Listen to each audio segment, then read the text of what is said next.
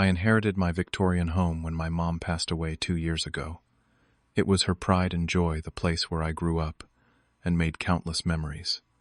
My dad remarried recently to Stephanie, a woman 15 years his junior. When they returned from their honeymoon, they dropped a bombshell that would test our relationship forever. They wanted my house, and they were willing to destroy our family to get it. If you are watching this, let me know where you are tuning in from. Hit like and subscribe before I tell you how I stood my ground. The relationship I had with my mother was special. We were incredibly close, especially after she was diagnosed with stage 4 breast cancer.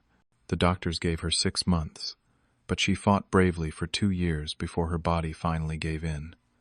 Throughout her battle, our Victorian home was her sanctuary. She had spent 25 years restoring it, pouring her heart and soul into every corner. The ornate woodwork, stained glass windows, and wraparound porch were all testaments to her vision and dedication. In her final weeks, Mom made her wishes crystal clear. She sat me down in her sunroom, holding my hand with what little strength she had left. "Ronald," she said, her voice barely above a whisper, "this house is my legacy to you. I want you to live here, make memories here, maybe raise your own family here someday." I promised her I would honor her wish, never imagining that promise would put me at odds with my own father. When Mom passed, I was devastated. The grief was overwhelming, and for months I found comfort in being surrounded by her things in the home she loved so much. Dad seemed to be handling it in his own way, throwing himself into work and spending more time at his golf club. We spoke regularly, but not deeply about our loss. 8 months after Mom died, Dad called me with surprising news. He had met someone named Stephanie at a charity golf tournament. She was 45 to his 60, professionally successful in real estate, and according to him, breathed new life into his world. I was shocked by how quickly he seemed to move on, but I reminded myself that everyone grieves differently. Their relationship progressed at lightning speed. Within 3 months of dating, they were engaged.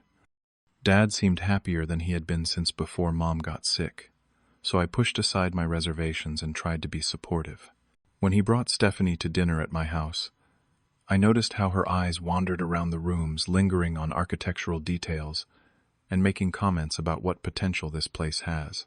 "Your mother had excellent taste," she said, running her fingers along the marble fireplace mantel. "But it feels a bit dated, does it not?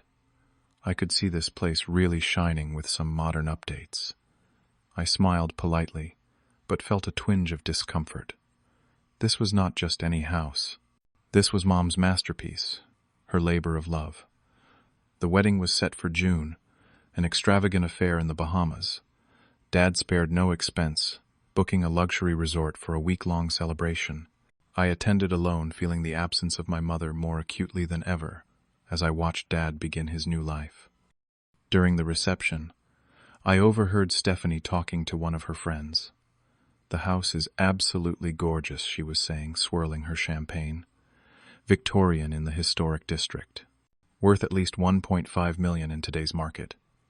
Something about the way she discussed the house, my house, like it was a potential listing, made me uneasy.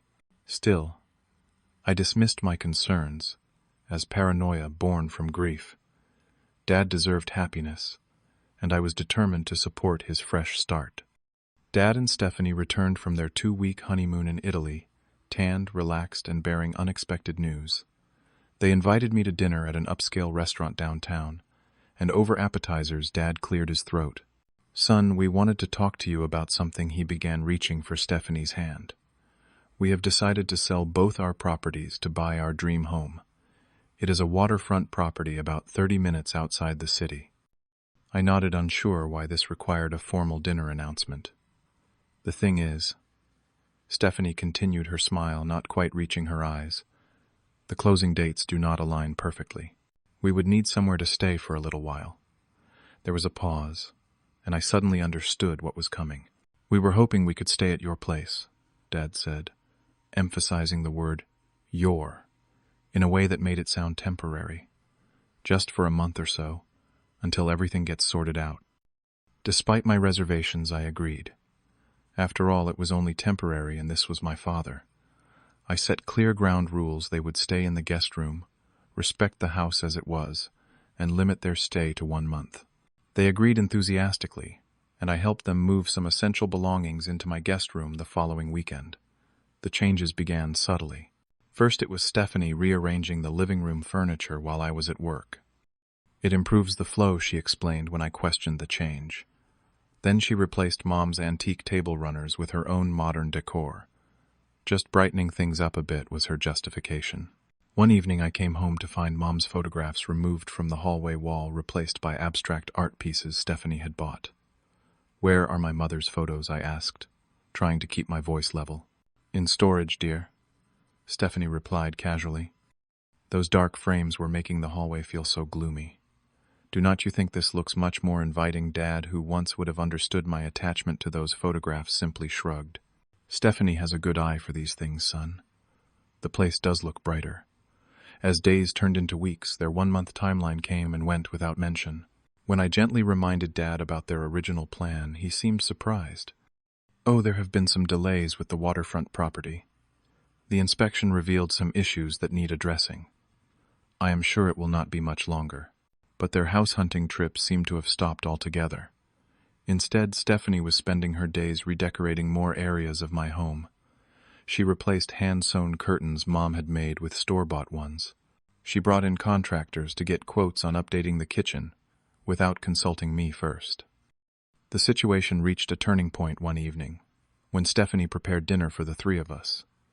As we ate, she casually mentioned, "I was thinking we could convert the upstairs study into a home office for your father. He needs a proper workspace." I set down my fork. "That room stays as it is."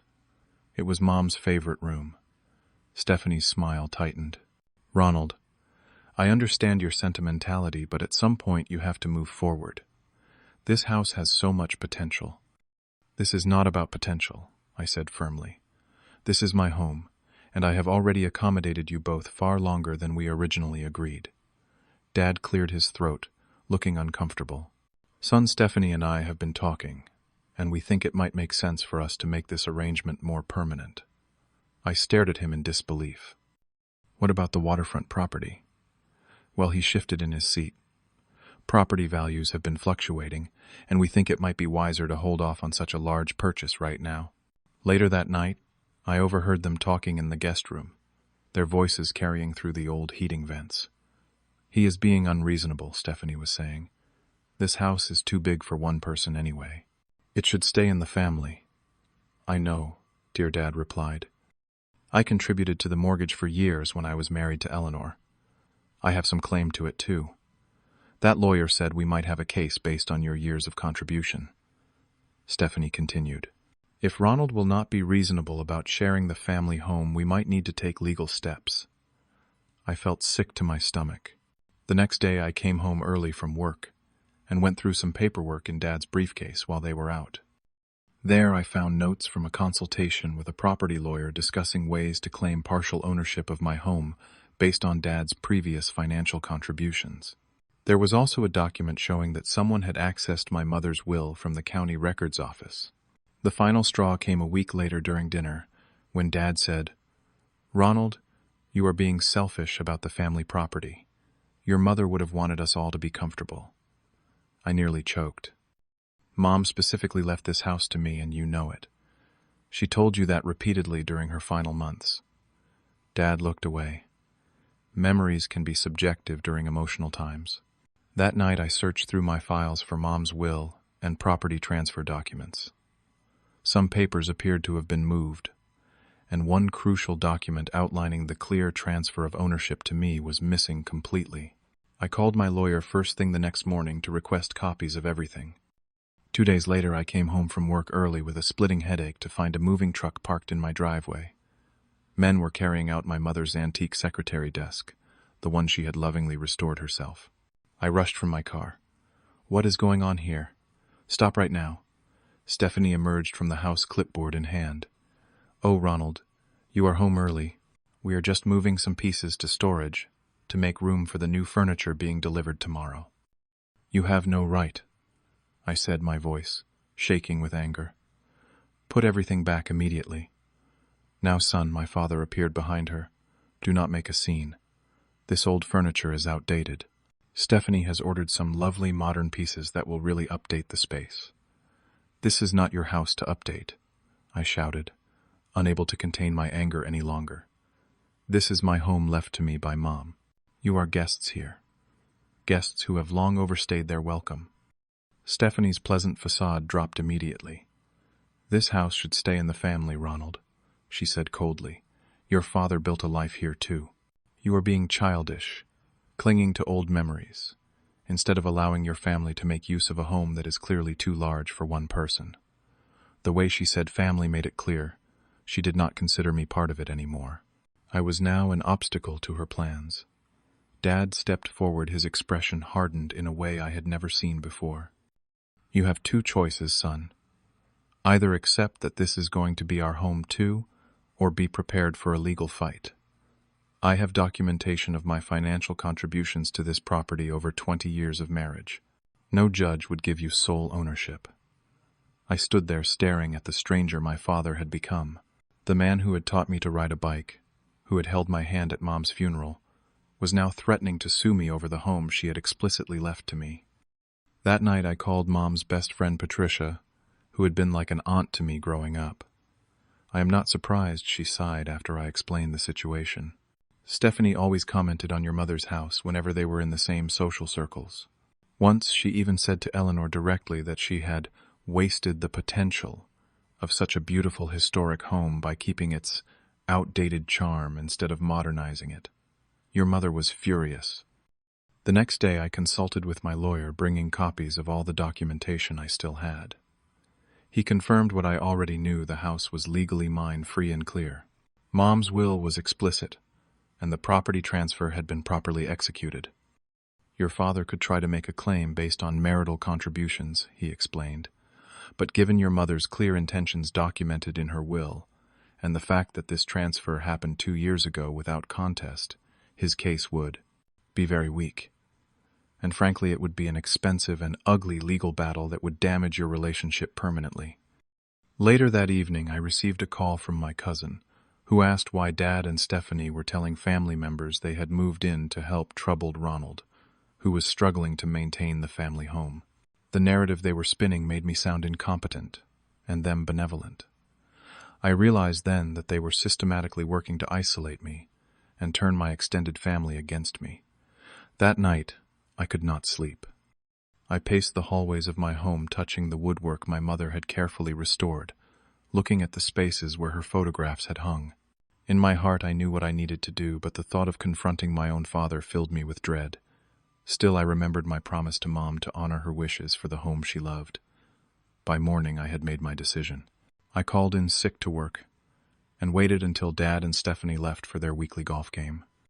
Then I made 3 phone calls, one to a locksmith, one to a security company, and one to my lawyer. While Dad and Stephanie enjoyed their day out, I put my plan into action. The locksmith arrived promptly at 9, changing every lock in the house and providing me with the only set of keys. Next came the security company, installing a new system that required a code only I would know. I spent the rest of the morning carefully gathering the most precious of Mom's remaining items, photographs, and important documents, loading them into my car, and driving them to a secure storage unit I had rented. My lawyer arrived just after lunch with formal eviction papers.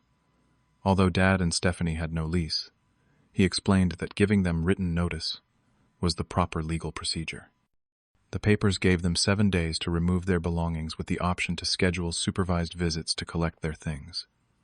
At 4:30 in the afternoon, my phone rang. It was Dad, his voice tight with controlled fury. "Ronald, what is the meaning of this? Our keys do not work." "I know," I replied calmly. "I had the locks changed today. You and Stephanie need to find other accommodations immediately. This is outrageous," he sputtered. "You cannot just lock us out of our home." "Not your home, Dad. My home, left to me by Mom. You will be receiving formal eviction papers today. You have 7 days to remove your belongings." There was a moment of stunned silence before Stephanie's voice came through, shrill and angry. "You cannot do this. We will sue you for everything you have got. You are welcome to try, I said, surprised by my own steadiness. My lawyer has assured me my position is legally sound. If you choose to pursue legal action, we can discuss your unauthorized attempts to claim my property, including your consultations with attorneys and your tampering with my documents. Dad came back on the line, his voice lower now, attempting a different approach. Son, think about what you are doing to our family. What would your mother say about you treating us this way? That was when something broke inside me. Do not you dare use Mom to manipulate me. She told you repeatedly that she wanted me to have this house. She made you promise to honor that wish. She would be heartbroken to see how quickly you betrayed her memory and tried to take what she explicitly left to me. Your Aunt Carol will be devastated to hear about this behavior, he threatened. Feel free to call her. I already did, along with Uncle Mark and Grandma Rose. I told them everything, including the document you tried to hide and the lies you have been spreading about me struggling to maintain the house. After more threats and attempts at guilt-tripping, I finally said, you can come by tomorrow at noon to collect essential belongings. I will supervise the visit. For the rest of your things, we can arrange scheduled times over the next 7 days. After that, anything remaining will be considered abandoned. I hung up before he could respond, and sat down heavily on the stairs, my hands shaking with delayed adrenaline. I had stood up to my father for the first time in my life. The sense of loss was profound, but underneath it was something else. Relief, and the quiet certainty that I had done what was right. The next day, Dad and Stephanie arrived precisely at noon, both coldly formal. I allowed them into the house to gather clothes and personal items, while I watched silently from the doorway of each room they entered. You know your mother would be ashamed of you, Stephanie said venomously, as she stuffed designer clothes into a suitcase, treating family this way. My mother would be proud that I protected what she entrusted to me, I replied evenly, and that I recognized who my real family is. As Dad gathered items from the bathroom, I noticed him pause when he came across an old photograph of him and Mom on their 20th anniversary that had somehow escaped Stephanie's purge. For just a moment I saw a flicker of something like regret cross his face, but it vanished quickly when Stephanie called for him from the bedroom. In their haste to pack essentials, they left behind a folder of documents on the dresser. After they left, I examined it and found printouts of local real estate listings and a bank statement showing they had already sold both their properties. There was also a brochure for luxury condominiums downtown with a unit circled. They had never intended to buy a waterfront property. The entire story had been fabricated to justify moving into my house. Over the next week, they returned 3 more times to collect their belongings, each visit tense but less confrontational than the first. On their final visit, as they were preparing to leave for good, Dad lingered in the foyer while Stephanie waited in their car. I hope someday you will understand that we were only thinking of what was best for everyone, he said stiffly. I looked at this man who had raised me, now almost a stranger. No, Dad. You were thinking of what was best for yourselves, and you were willing to sacrifice your relationship with me to get it. He had no response to that. With a curt nod, he walked out the door. After they left, the house felt strangely empty despite being filled with furniture and memories. I moved through the rooms, touching surfaces, reacquainting myself with my home. I brought back Mom's photographs and carefully rehung them in their rightful places. I retrieved her precious items from storage and restored them to their spots throughout the house. The first few weeks were difficult. Dad and Stephanie had spread their version of events among family members, and some took their side. My phone calls went unanswered by relatives who had been part of my life since childhood. The betrayal cut deep, but I found comfort in those who stood by me. Patricia, chief among them.